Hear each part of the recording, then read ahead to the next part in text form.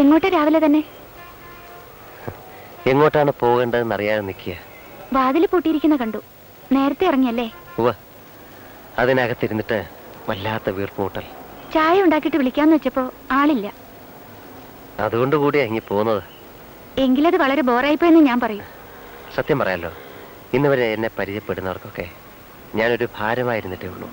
അത് പരിചയപ്പെട്ടവരോട് തീരുമാനിക്കേണ്ട കാര്യമാണ്. ആയിരിക്കാം. ആയിരിക്കാമെന്നല്ല, ആണ്. എങ്കിലങ്ങനെ.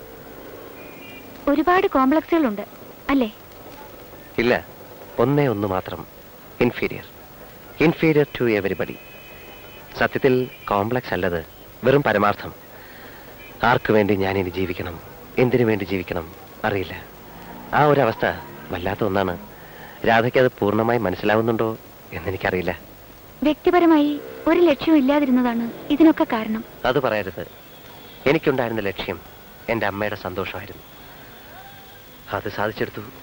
ഇനിയൊന്നും ബാക്കിയില്ല. അങ്ങനെയൊക്കെ ചിന്തിക്കുന്ന ആ കുഴപ്പം. ഞാൻ വെറുതെ പറയുകയല്ല. തനിച്ചാന്ന് കരുതുന്ന എന്തിനാ? ഞങ്ങളൊക്കെ ഇല്ലേ? എന്നോട് അടുക്കുന്നവർക്ക് കൊടുക്കാൻ എൻ്റെ കയ്യിലൊന്നുമില്ല.